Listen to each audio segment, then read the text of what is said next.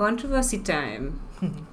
We've had so many controversial opinions, guys. Yeah. Oh my God, this list is littered with controversial Yeah. opinions. Nobody's going to like this list. Like a list you've never seen before. Yeah, like anybody who has number London City Lionesses at 6, doesn't know anything about football. I actually wonder if there are other channels and podcasts who have actually put them at 6. That'd be funny. Yeah, We should check it out. Yeah, we should check it out. Yeah. Please leave that in the comments. Yeah.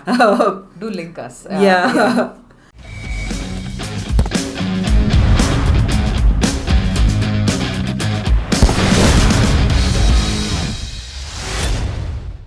Hello and welcome. You're watching All About the W, your weekly deep dive into the WSL, stats, stories, and standout performances. Let's break it all down. I'm Ash, and as always, I'm joined by Kai.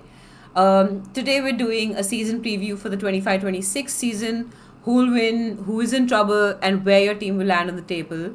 We'll revisit this at the end of the season to see who got it right and laugh at ourselves. If you're new to the channel, consider subscribing. If you're a regular, don't forget to hit that like button.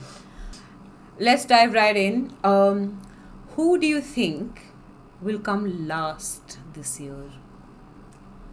I really can't look past Leicester. Yeah. For me, I mean, their transfer window has not been great. Yeah. I think the best thing that they've done for themselves is retain a bunch of players. Yeah. Important players like Yuta Rantala, Janina Leitzig, Janice Kaiman, Sam Tierney, all of these players, Hannah Kane as well, all players who have been integral to Leicester's, all things good that have happened with Leicester in the last couple of years have come from players like this. Yeah. And they've also signed Heather Payne. Yeah. I think that is something that it's someone who has some WSL experience and will sort of add to what Leicester have to offer. Yeah. My only issue with Leicester, and I know you must be familiar with the drama surrounding Leicester, but does anybody know who Leicester's new manager is? Because I certainly don't. Yeah, maybe that's what we should call this episode. Yeah. I mean, there's rumors about Matt Beard, right? We'll have to see how that goes. The whole thing is a shit show, so let's wait and see how it unfolds. Yeah. For me, I feel like with Leicester, they've just decided that because relegation is going to be hard in the new format, that they don't have to spend and they can still survive after the playoffs or something like that, What do you think is a must-do for them this season? I mean, for them, like you said, the way the club have approached this transfer window, I feel like the must do probably from the club side to say whoever the manager is going to be is just to not get relegated. Yeah. But I also think they also need to be very wary of WSL 2 teams because it's easy to think of WSL 2 championship teams like a team that finishes third in the championship as not being super competitive, but we need to recognize that the last season in the championship it always goes down to the wire. It's always 1 point that separates the team from the top to say a 4th place team. It's always goal difference, things like that. So they need to be very, very careful here, Leicester. Yeah, agreed. Okay, moving on. Number 11. What do you reckon? I'm going to have to go with West Ham. Yeah. Same here. What do you think? Yeah, I considered Spurs because of their performance last season, but I feel like we'll come to Spurs, of course, but I feel like West Ham have my vote to be there. Yeah, I feel like we're also a little. We also have a bit of a recency bias because that last season, right, that bottom half of the table was so crowded.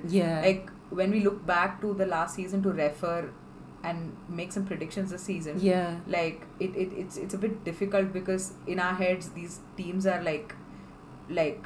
very close to each other in terms of quality, but in reality I don't think that is the case. I think there were multiple factors that happened last season, so I feel like West Ham at number 11 is reasonable. Despite them having signed some good players, for example, we saw how good Wanderer was off the bench for Switzerland. Endo and is also a good signing, a player that they've added, and I think being able to hold on to like a defender like Zadorski Yeah. and not having lost any of their starters. I think that is like something West Ham should be proud of, because Yeah. they're a team that have like massive turnovers Yeah, every yeah, year. yeah. They're like a bit of a feeder club, no? So Yeah, like yeah. it happens every year, but this last season they've managed to hold on to most of their starters, and I Yeah. think Ryan Skinner does deserve some credit for that. Yeah. Yeah, they also had a really like good second half of the season last year, right? Like, because of players like Martinez and Asai. Like, I think their forward line it didn't hit the ground running, but eventually they figured it out. And like Martinez had a good season because when she came in, and Asai, of course, benefited from the forward runs of Martinez as well. Yeah. Manuela Pavi had a really good Copa America, so I think Yeah. that they've had like a lot of positives as well.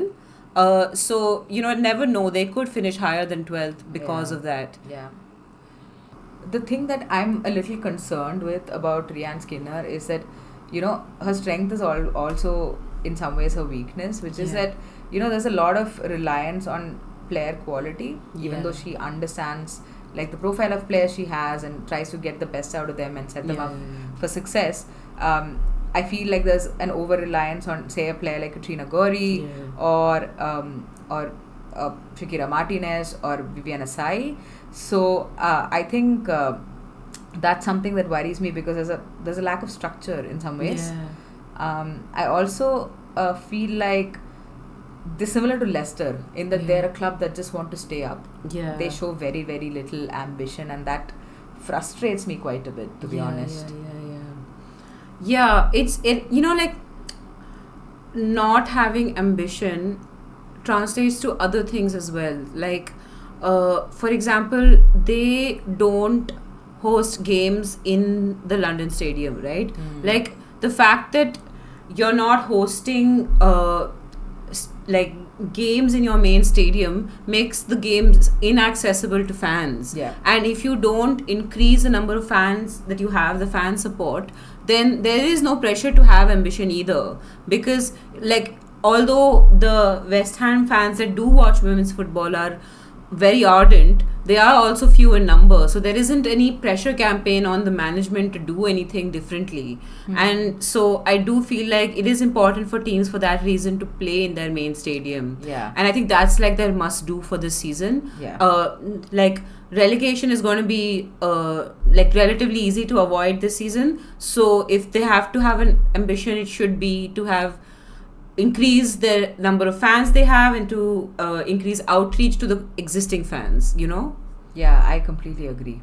All right, so moving on to the team that's going to finish at number 10. Ash, who do you have in mind? Okay, there is only one answer, and this I contemplated putting this team at 11, like I said, but my club, my beloved Tottenham Hotspur, the mighty Tottenham Hotspur, that is nearing relegation. So, it's been a pretty doom and gloom sort of summer for Spurs fans. We know we've only made one signing, and that took over as a 19-year-old. So it's not like that signing is going to carry us over the season.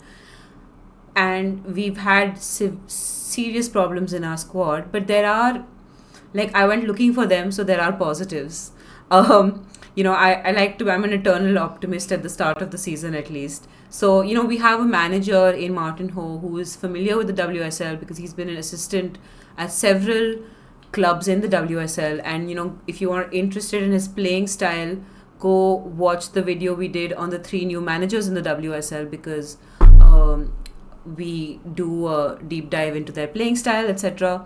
I do believe that the squad we have is more suited to playing Martin Ho's style than playing, Rob. And, we have retained a lot of players who can play that style. People like Ash Neville, Bartrip, Ryebrink, Bueller, as well as young talents like Gunning Williams, who I think would be good on the counter. So I do think that there is some potential there, and like we have this big bonus that Kit Graham and Beth England are both fit. We've struggled Yeah. to score goals last season, and our attacking ability, which has never come into question before, is now come into question. Hmm. So having Graham in England back will help massively with that. So I think there are some positives. It's not all doom and gloom. Yeah, but yeah, I think honestly, I'm feeling hopeful for Spurs. I don't know. Maybe part of me feels like we've been unfair putting Spurs this far below, especially new manager with a style possibly more suited, as well Yeah. as new manager bounce. You never know. But let's also look at some of the concerns. I know that given their performance last season, like Yeah. it's hard to sort of sum it up into Yeah, like yeah, one or two yeah. concerns. But what Yeah. are the top two or three that you have? You know, the biggest concern, I think it's very similar to the lack of ambition that West Ham have, is that because it's hard to be relegated this season, we just haven't spent anything in the market. Like, Yeah. apart from Koga, we haven't gotten anyone in. And to think that, we were one away from relegation last season, there is so many problems with that squad. Yeah. In almost every department, we need a little bit of refreshing. And, we've lost players like Raso as well. So, not only have we not gotten players in, but we've actually, like, it's been a debit rather than a credit, Yeah, you you also know? lost Becky Spencer. But It's so true. so Hey. yeah, the transfers are a huge issue. I am not even going to acknowledge that. Okay. Okay. Transfers are an issue. Consistency has been an issue. Like, we'll have, even within a game, consistency is an issue, because we'll have like 10 or 15 minute spells of like decent performance, and then it all goes to shit. Like, that needs to change. Yeah. So, like, I just like to see a structure, the team playing with some structure and doing the basics well, because I think that will get us really far. Because I don't think we have, even without the transfers, I don't think we have a terrible squad. Like, we have a better squad than some of the other teams that might be ahead of us also. Yeah. But we still, like, and we have players like Beth England. Like, do teams like like Liverpool also have a Beth England? No, they don't. So we should be doing better than those teams. So even though I put us at 10th, I would hope, my hope is that we finish somewhere Yeah. mid-table. Yeah, I think that's a fair expectation. Like I Yeah. said, our predictions are a little distorted by how the last season went. Okay, Yeah. so must do for Spurs. What is it? Avoid relegation. Because, I'll tell you one thing. Teams like Leicester, West Ham, if they play a playoff against a WSL 2 team, I put my money on Leicester or West Ham over a WSL 2 team. Team like Spurs, single game, Single game. Spursying it up. Yeah. I see it. I see it so easily. So Yeah. I just, we have to avoid that playoff game. And I don't see us making any transfers last minute now. So January, like, the manager will have had time with the team. He'll know exactly what we need. January window, I need us to be ready. Day one of January window, we have to sign. Yeah, I mean, you did. To be fair to Spurs, you did sign Beth England in the January window. Yeah, To pull you out of relegation. Yeah, so yeah. hopefully you won't be in a relegation fight Yeah. this season. But also, yeah, I think it's understandable that maybe the club want to wait until the January window to Yeah. sign players under the new manager. That's it's okay. It's Yeah. cautious, but it's okay. Yeah. Okay. Number 9. Okay, at number 9 we have Liverpool. Liverpool have had like a weird couple of seasons. Obviously, they finished fourth above Manchester United one season, and then last season it was a massive, massive drop off. Yeah.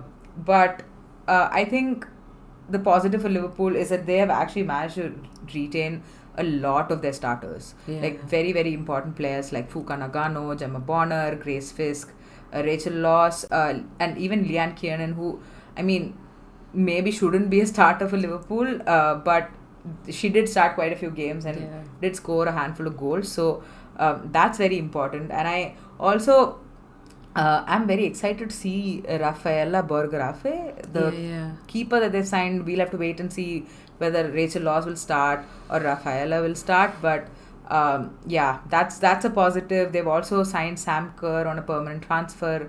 I thought Sam Kerr looked actually, as a as the season went on, the second half of the season went on, I felt like she sort of grew into that role in Liverpool's midfield. So massive that as well. And of course, we can't move forward without talking about Gareth Taylor being the WSL manager, being the Liverpool manager who has some WSL experience as well. So that's good. Some lots of lot of WSL experience. Yeah, I mean it's only with Man City women, but yeah.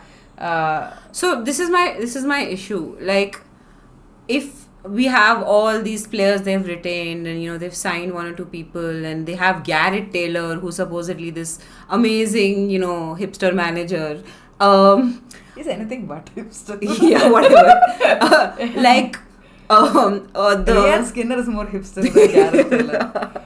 Anyway, why do you think we have them so low? I think so. For me, the thing is, Gareth Taylor has performed really well, but he's also had the players to work with, right? Like the last time Man City won silverware, I think probably that team had Caroline Weir, Georgia Stanway, Lucy Bronze, Kira Walsh. Like it was like that, almost like an unbeatable Man City team.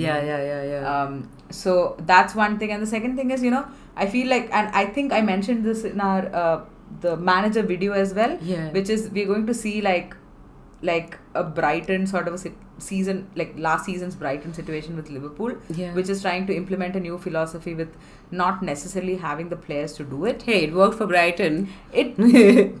Yeah, it worked for Brighton, yes, but I also feel like Brighton had goal scorers, Liverpool don't. I mean, also Brighton had 10 transfers. Yeah, they had transfers, so I think there's a few factors. I feel like, again, the fact that they lost Olivia Smith, I mean, they did get £1 million from that, so hopefully they make good use of it at some point. But I feel like it's going to take a while, and I hope, I mean, I'm not the biggest Gareth Taylor fan, but I hope he doesn't get sacked like 4 games in or something. Yeah. Fair enough. Yeah.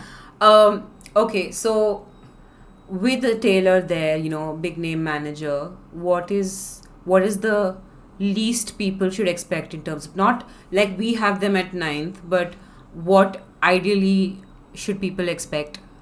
Yeah, I think, as a Liverpool fan, I'd probably aim for a top half finish and maybe even a good cup run. Like, for example, last season, right? Like, Liverpool were having a shit season. Yeah.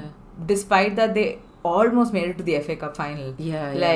Without, like, if it wasn't for, like, a late winner from Chelsea, they might have actually pushed it to pens and might have made it to an FA Cup final. So maybe a good cup run, but I definitely think a top half finish is important. I tell you what, I feel like a cup run is out of the question simply because they just don't have the attack to do it, and they've lost Olivia Smith. Who's going to score all those goals to like do this one-off sudden scoring? I'm honestly shocked that they've not signed a good forward. Yeah, same here. Anyway, that's that. Okay, number 8. Who did we decide? We decided to go with Everton. The other Merseyside club. I mean, we are big fans of Brian Sorensen. I feel like we are the Brian Sorensen Appreciation Society. I feel like, he's been dealt a very tough hand in the last 2 seasons. With, like, losing key players to injury. And honestly, like, even if you look at, like, Everton signings, right? You'll know, like, the kind of manager Sorensen is. Like, very sharp signings in Momiki, Mas Pacheco, Martina Fernandez and Kitagawa as well. And they've managed to retain Aurora Gali, Kelly Gago and even Claire Wheeler. So I feel like that's a big thing, and this is like the anti-West Ham that's happening. I mean, maybe not necessarily. Like, of course, like, Everton have moved to a new like, the men have moved to a new stadium, so obviously the women are going to play at Goodison Park, which is big, because like stuff like that is what grows fan bases, and like, an accessible stadium also means like more crowd. Obviously the tickets are going to be much cheaper than the Premier League. So all things considered, I'm feeling relatively positive about Everton this season. For me, like, Everton's a funny one because I feel like we had an argument over whether to place Everton over Liverpool, for example. And like for me, like the main concern was like as much as I appreciate Brian Sorensen, he's not a magician, right? He needs the players to make it happen. And they have lost, like they do keep losing their best players. They lost Homegaard, they've lost Payne, they lost Van Havermaet, they lost Mielder. Yeah. And you know, the biggest problem for me is that Kelly Gargo, as much as we were appreciating her last season, they don't truly have a consistent goal scorer, you know? Yeah. And that makes it hard for me to, you know, think of them as serious contenders for anything. Yeah. You know what? I'm actually wondering, like, remember how impressed we were with Momiki at Leicester? Yeah. What do you think bringing like a cam like Momiki into the mix does? Because Oh, I will say yeah, this, I yeah. will say this, like Kelly Gargo is a good finisher. Like unlike somebody like a Katya Snoes, who I feel struggles to finish. Yeah. Kelly Gargo, if you create if a chance is created, I would put her up Yeah. there with More like, often than not, she'll score it. yeah, so I feel like maybe having a player like Mamiki and also having a player like Aurora Gali come back Yeah. in could change the dynamic a little bit, but Yeah. again, not drastically. We're still Yeah. talking about, the quality of players in Everton are, Yeah, of yeah, course, a yeah. cut below. So, Yeah. yeah, we'll have to wait and see. Yeah. So what do you reckon? Like must do for the season? You know what? I really want Everton to have a good cup run. I feel like their draws have been pretty Yeah. shit, and I also feel like they're a team that does well in cups. I know because Mm. they beat us. yeah. Not that that's an achievement. Anybody can beat us.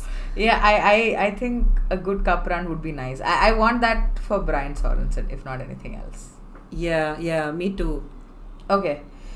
Okay, so we are through the bottom half of the table? No, not yet. I lost count. I have also lost count. Okay, next up. Okay, Liverpool was 9th, Everton was 8th. So Seventh, yes. Who was our seventh pick? Brighton and Hove Albion. Wow. We said the whole name. Yep. Okay, so I think we had a lot of fights over this. Because of, you know, like recency bias with Brighton and its form. Because we were doing this and at some point we completely forgot about Brighton. Yeah. No offense to Brighton fans. Yeah. We are appreciative of Brighton. Yeah. And we know that we have an ardent Brighton fan who follows our every yes. video.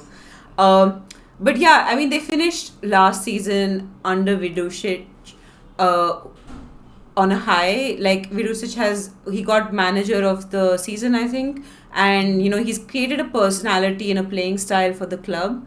There's this ethos, this attacking ethos that they now subscribe to, that's imprinted on everything that they do.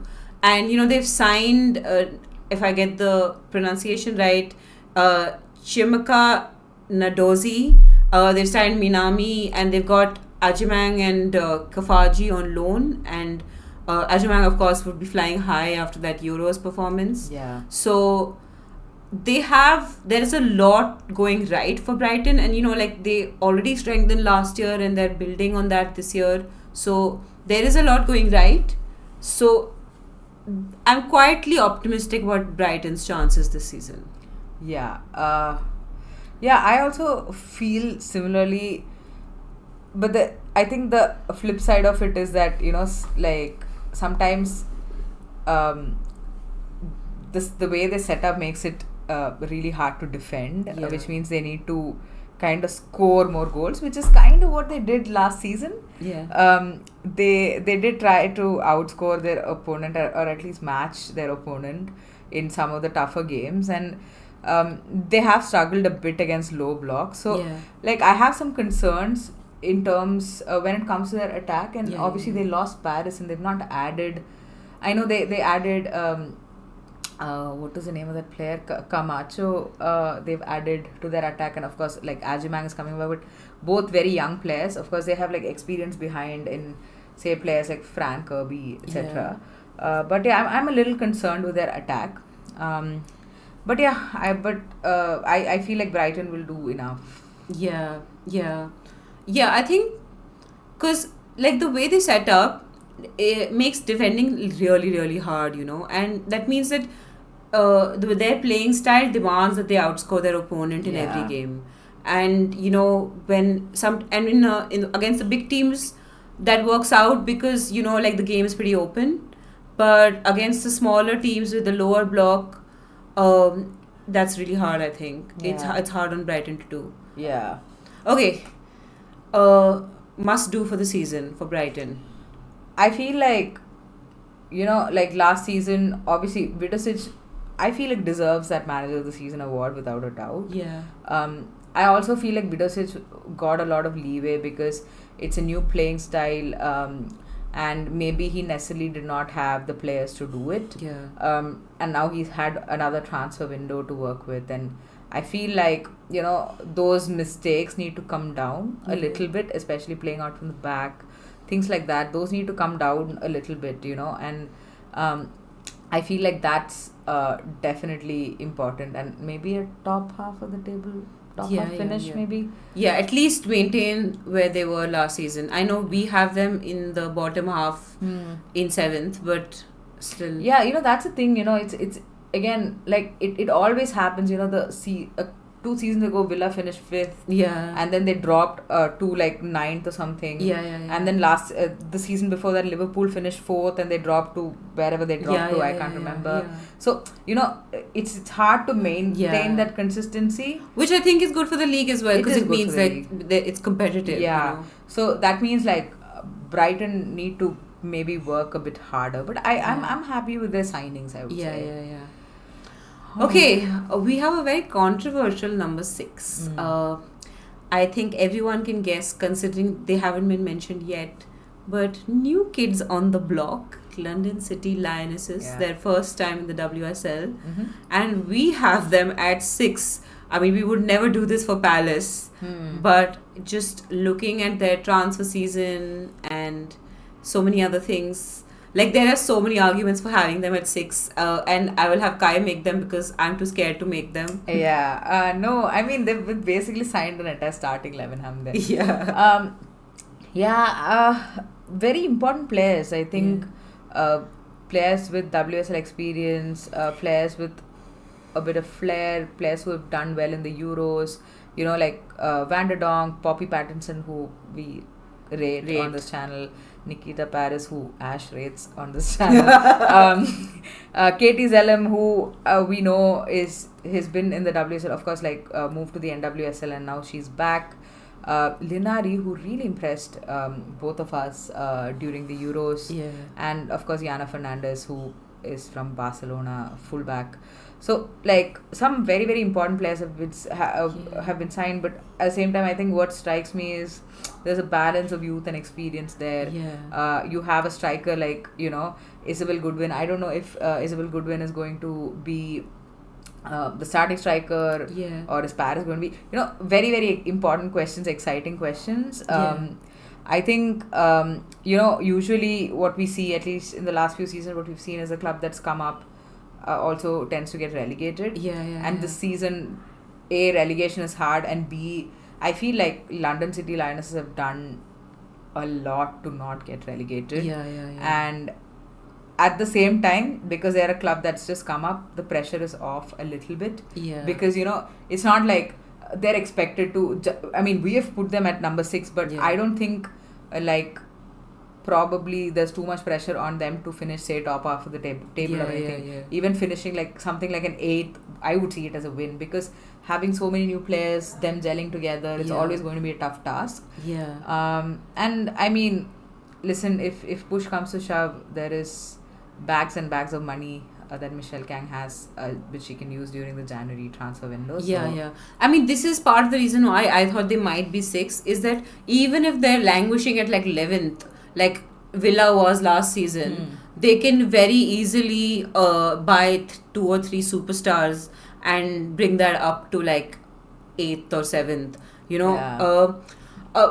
but I will say this, I've been watching football for many years now, and sometimes, teams that are coming into the league make this mistake of abandoning all the players who got them there and putting their trust in the fancy new players they're getting from all these big teams, and what it does is it creates problems in the dressing room, and it spoils the, like, team spirit and like the camaraderie that people have, because suddenly there are these two camps of like the, fancy new players who are supposed to like help you excel, and like the old hat players who feel like their position is constantly under threat because they're going to be replaced by this, shiny new thing. Yeah. And I do feel like that could lead to some problems,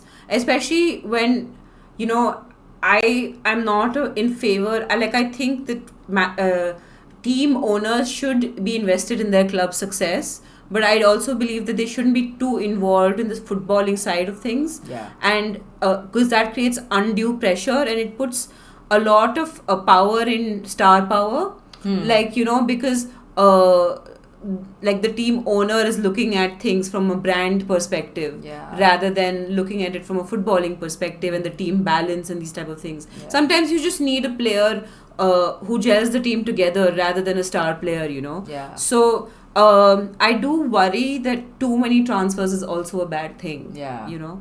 Yeah, I think we'll have to wait and see. Like, my prediction is that like they'll have a tough first half of the season, Yeah. and it'll sort of come together in the second Yeah, half. yeah.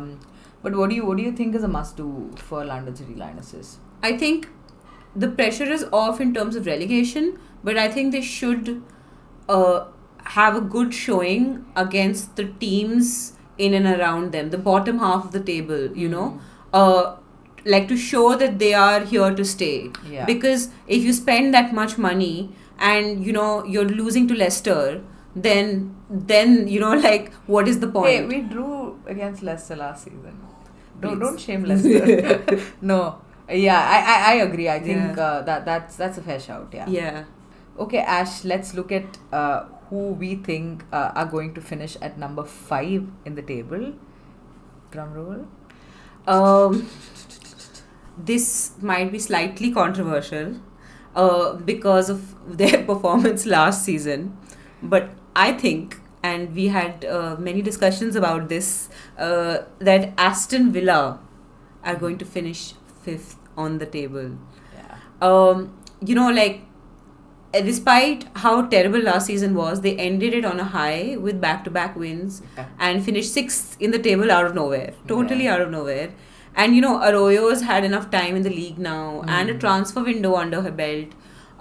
So, definitely, I think Villa have a decent shot of... And they have a really good squad, I think. So, I think it's possible that they can be Yeah. 5th, Yeah, I agree. I think I feel like, I mean, they haven't had like too many big signings, I would say, but I think getting Ellie Roebuck, I don't know how fit she is to start, but getting Ellie Roebuck for me is important because Yeah. she is a big upgrade on Sabrina Yeah. D'Angelo. And they've also signed Hijikata, a Japanese international who the guest Yash on our channel rates very highly because he said, and we quote, she's one of the 2 players that impressed me the most in the under-20 World Cup last year. So she's apparently a striker that sort of drops in deep to link up play. She's comfortable on the ball. So an exciting player to watch out for sure. And also they've Villa have retained players like Rachel Daly, Lucy Standiford, Kirsty Hansen, Lucy Parker, all players that I absolutely love, to be honest. Yeah. I think that's also why we put Aston Villa up high, because we kind of like the players they have. So Yeah. we have a little bit of a bias there. Absolutely. They do have a few concerns. I mean, they did lose a few players. They lost Knobs. As mentioned earlier, they lost Pacheco. And, their club captain in Rachel Corsi. And, they've had a little bit of drama last season with DePaul leaving. And it took them a while, I think, to get going under Arroyo. Yeah. And I'm wondering if it was just a little bit of their climb up the table was just a little bit of a blip, because now people know how, people didn't really know how Arroyo will set up, and now Yeah. people do. So I'm wondering if that's a cause for concern, Yeah, I think that's fair. I think Yeah, I feel like I've not seen enough of what kind of a manager Arroyo is. Yeah. What I can sense from the Villa camp is that there is a lot of trust in Arroyo. Yeah. Like there's a bit of what do you say, like a togetherness Yeah. to everything that's happening in the squad. Hopefully that stays. Yeah. But what do you think, Ash, is a must do for them? I think so. Obviously, like I said, they have a good squad, and like they've had decent showings. Even last season, with all their struggles, they managed to get sixth, I think. Yeah. So the problem they've had is that they've struggled with injuries, and so I think that they need to keep their key players fit.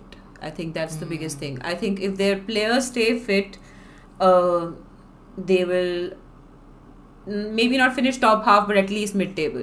Yeah, I think that's a good shout. Like, you know who I want to see play regularly? It's Lucy Staniforth. Yeah. She's a player I absolutely love. I feel like if she can somehow manage to stay fit, Yeah. I feel like she can bring a lot of quality to that Villa midfield. Yeah, for sure. Okay, controversy time. Number 4, the yeah. team that misses out on the Champions Champions League. Not unless they win the Champions League. So unless they win Yeah. the Champions League, Uh-huh. meaning that the team we've selected is in the Champions League this in year. fact, yeah. Guy. It's Manchester United, guys. So it could be considered controversial because they had such a good showing last year, and they have so many things going for them.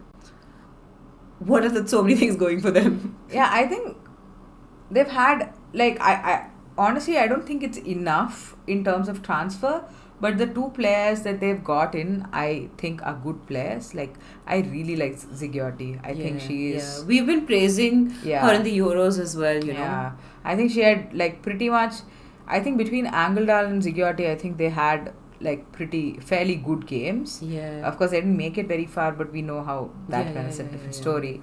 But yeah, Zigiotti is a player I really like, and Rolf. I mean, she's made it pretty clear in her transfer interview that she's not going to be playing left back like she did for Barcelona, but Yeah. in that left wing position, which I think she does better at. Yeah, Obviously, yeah. she's naturally a winger.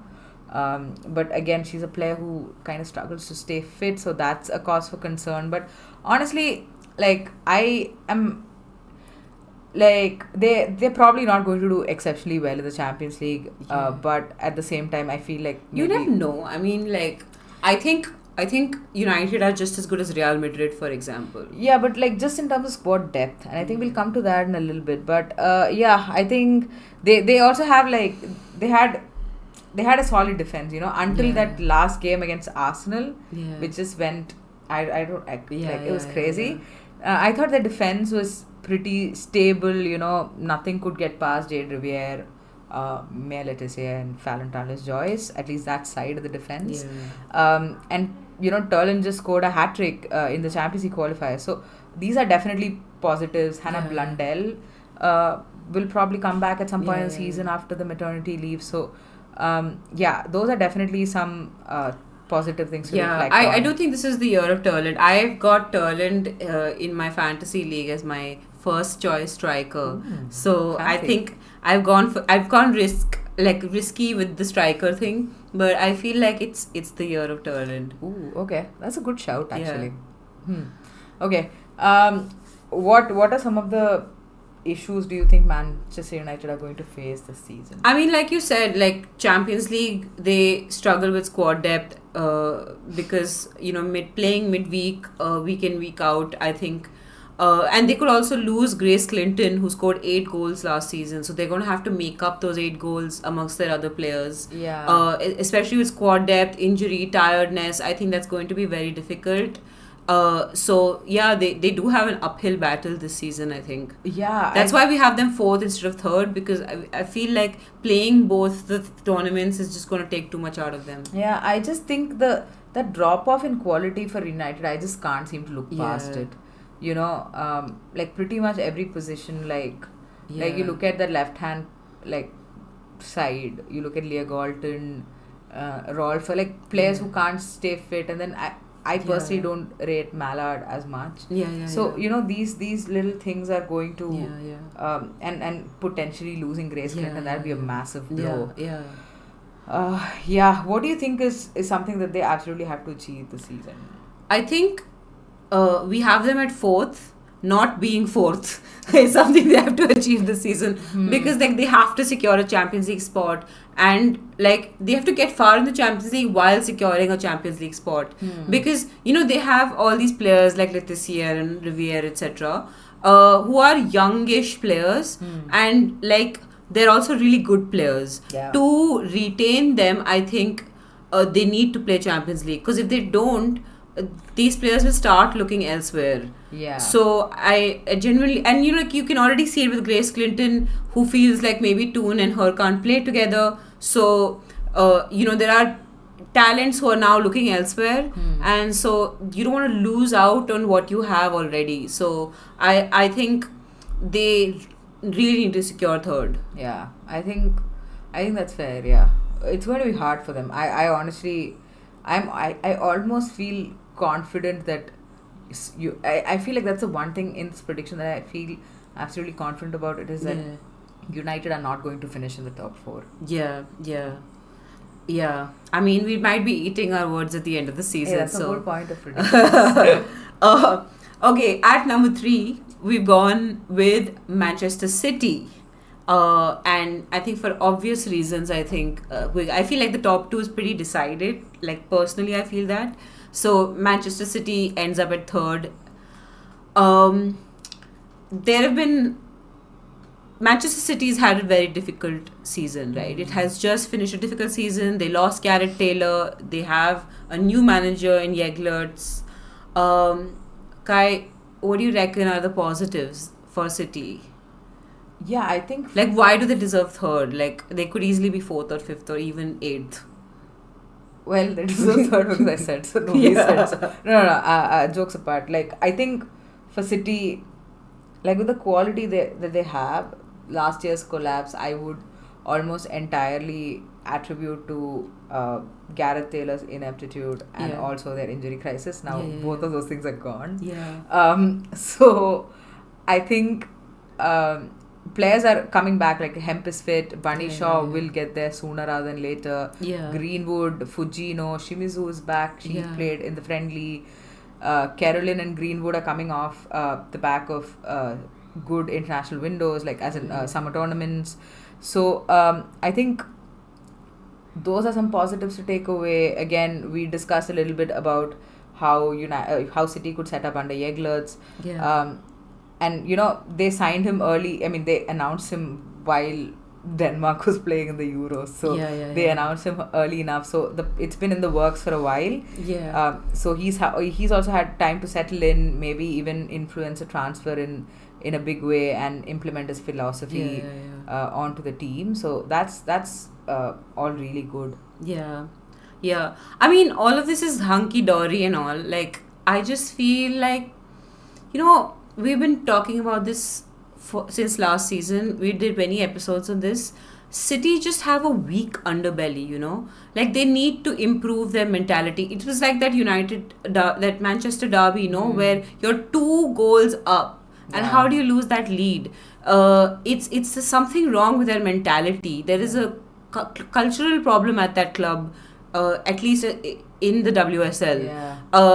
So like they need. Like, if they don't improve that mentality, they will forever be known as bottle jobs. Yeah. So, I think that they need to... So, there's mentality, first of all, before they do anything else. And then there's also a need to fix their leaky defense. Like, with Alexandri out and Nark injured, like, young Jade Rose needs to settle in really quickly. Like, hit the ground running, Yeah. I think maybe the mentality factor, obviously, we have...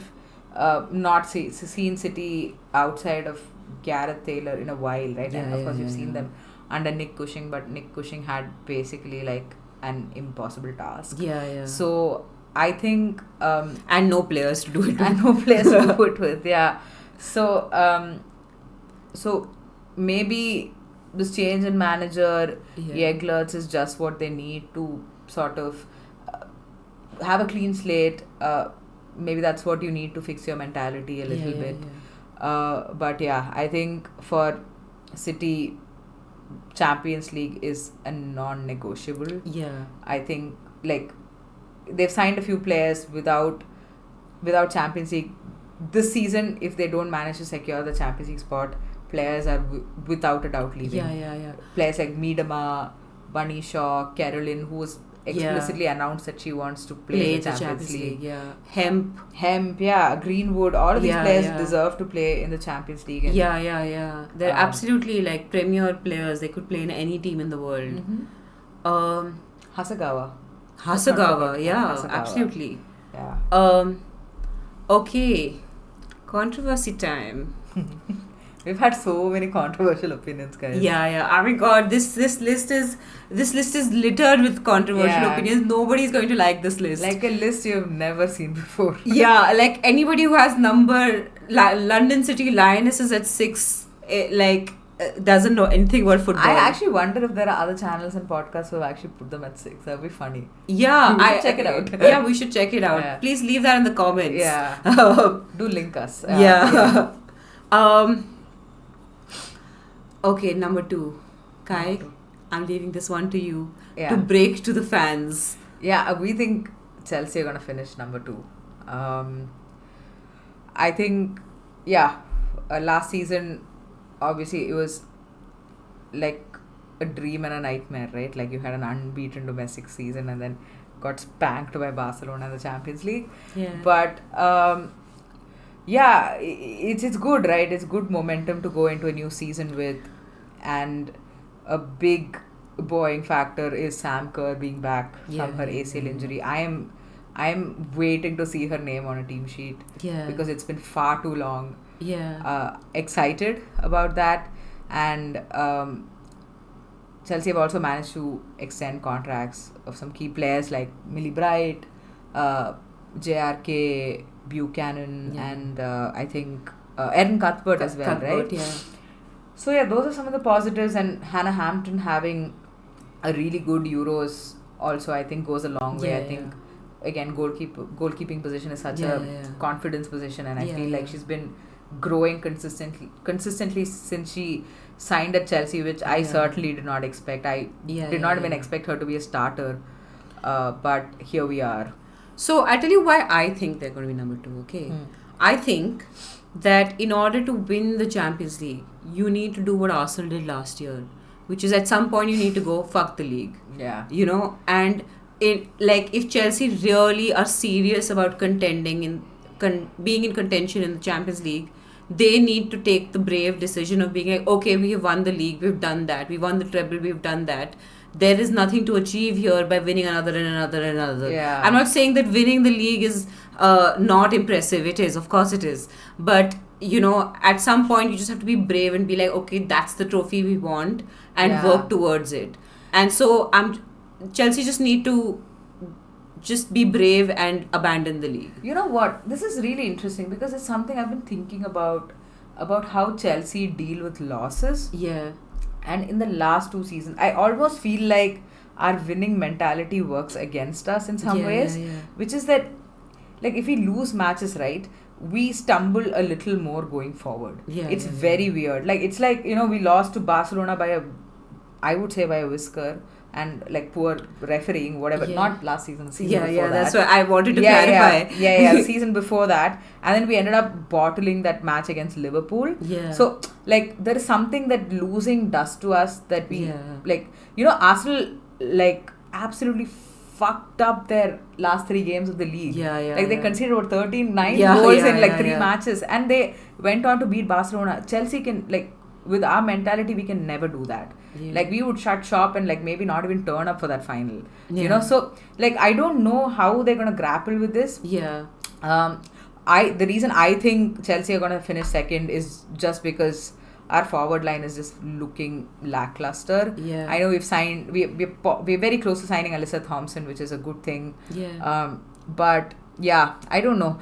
Players like JRK, hopefully, I don't want to put too much pressure on Sam Kerr. She's coming back from injury. Myra Ramirez. Yeah. These people have to step up. And Guru, right? And Guru, if she, like, Sonia Bompasar is like allergic to playing right for some reason. And she should be allergic to playing Baltimore at left back. She is a goal scorer. Yeah. Don't put her all the way near the goalkeeper. Like, put her up front. I feel like she's a good left back and she should stay at left back because she's still scoring, but like... No, I think that's what she'll give you more goals. Yeah. I feel like Niamh Charles is a perfectly good replacement in that left back position. I know, like, Sonia wants to play a very specific style of football, and maybe Niamh Charles' style does not lend itself as well as Baltimore's, but I still feel like you saw what happened when she pushed Baltimore up front in that FA Cup final. 2 goals. Created so much. So anyway, okay, so what is your expectation? What is a must do for Sonia? I mean, I'm hoping we win some silverware this season. Yeah. I feel like that is kind of necessary after the season. That's just Chelsea, right? Maybe. But I think what I want to see really is to see how Sonia figures out that midfield, balance. Yeah. Because I'm really worried that we might lose a player like Shirkan Uskan. Because I think she's really talented. I think she is the quality of player and she has the versatility of a player who fits, like, who's really good for a team like Chelsea. But certain signings, certain decisions can eventually mean that she's not getting to start, and it'll be only fair for her to want to move on. So I'm a little concerned on that front. Yeah. Fair enough. Okay. That leaves, drum roll please. You must have guessed it. The winner, the only team left, the scum. Oh my god.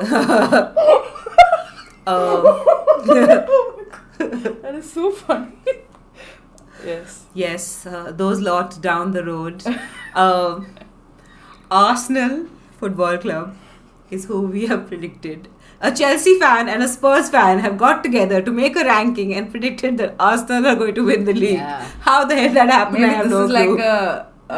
It's like a ploy to jinx Arsenal. Absolutely, it is a ploy to jinx Arsenal. I hope you all are like 12th, but relegation. Arsenal. I'm sorry, the intent of that you said scum. I thought you were joking, and I was like, oh, should I cut? Okay, sorry. Anyway. Okay. Kai, why do you think Arsenal are going to win the league? Okay, so I just want to set the league aside. We know that last few games was a disaster, but they are coming off the back of that Champions League win. Like, everybody wrote them off, but they beat Barcelona. So they're going to carry that momentum into the season. Renee Slagers has been around for a little while now. And, she's won at the highest level. I think, when you were earlier talking about Manchester City's mentality, it's also, like, what does winning a major... Like, Arsenal hadn't won a big trophy in so long. Like, they had won the League Cup a couple of times. But they had not won a big trophy in so long. And I feel like that showed in their general confidence and performance, like, the lack of belief. And I feel like winning the Champions League is just what they needed. Like, the catalyst... the mentality catalyst that they needed. And of course, I think on top of all of that, they've made like 3 big signings. Chloe Kelly, Olivia Smith and Taylor Hines. Hines is solid at left back. We know what Olivia Smith can do and we know what Chloe Kelly can do. They've also strengthened in that goalkeeper position. They've signed Annika Borba. A lot of players coming back of good Euros performances. That Champions League win, all of it combined, I think, I think Arsenal are probably best placed to finish top, I would say. Okay, devil's advocate. Leah Williamson is out for a small part of the season. We don't know how long, right? That centre-back position, I think, is a massive gaping hole in Arsenal's backline. Like, they don't have they don't have it nailed on who's starting at centre back, you know. Yeah. Catley did well there last season, but we'll have to wait and see if Sleggers continues with that choice. And you know, like, it's also an opportunity for the likes of Ruben Moy and Kudina to show if they can step up into the shoes, the giant tiny shoes of Leah Williamson. Does she have tiny shoes? I don't know. So, like, we'll have to see if Arsenal go into the market. Yeah. Also, there's some time if they buy a centre back, another centre back, they still have a few days left in the window. So that I think is a major concern, because I don't think their defense has been pretty strong to begin with. Like obviously Williamson is a class centre back, but Yeah. I still think that, like, relative to Arsenal's entire team, their defense is the weakest. It's not weak in terms of other teams, but it's still the weakest amongst all their things. Yeah, I think among the top 4 teams, maybe not City, like City. compared to Chelsea, United, and Arsenal, I think possibly. Yeah. I think, you know, I'm curious to see what Renee Slagers does with Steph Catley. Yeah. Of course, like, she stepped up and did quite well in that centre back, in the pairing. Yeah. But now that Williamson is gone, I don't know what that combination is going to look like. I'm curious, and I'm assuming Williamson's going to be gone for at least a month. Yeah. Right? So that's like at least 3 to 4 fixtures. Yeah. So we'll have to wait and see. I completely agree. I think that's one concern. The other one, of course, is Leah Walty probably leaving. Yeah. And Arsenal obviously don't have that similar profile of player, you know. When does Leah Walty come on? She comes on when Arsenal are a goal up. They need game management, and I don't necessarily think they have a player who can do that. Yeah. So that's also going to be another concern. They have I mean, we've seen rumors of Geraldine Reuteler being signed, who is, I'm so glad she's coming to the WSL. I wish it was with any other club, like literally any other club. I would have even taken United. But anyway, here we are. But again, Reuteler is not a game management, control the tempo of a game kind of player. They obviously have Kim Little. But again, like, it's Kim Little's age is always a concern, right? And her fitness is always a concern. So yeah, I think there are some challenges in terms of the squad, but again, there are like massive threats as well. Yeah. Okay, so must do for Arsenal. Yeah, how do they win the league?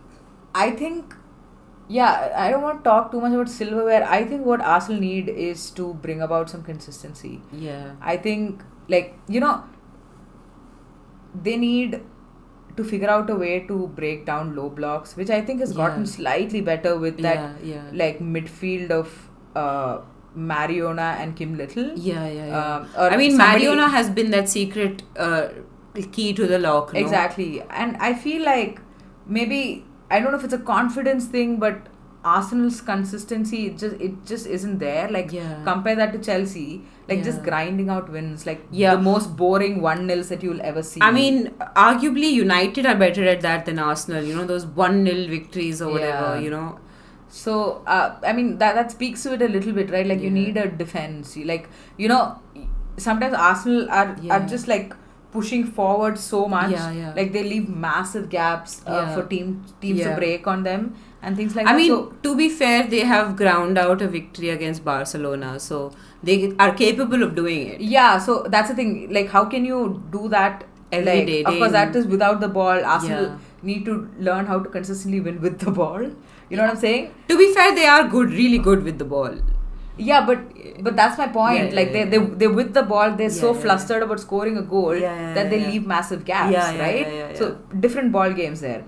So yeah, I mean, but I do think they can hit that level. Maybe I feel like, you know, whatever I've seen with Arsenal under Renee Slagers, it seems like a team that really believes in themselves and stuff like that. Whatever. Yeah, absolutely. Yeah.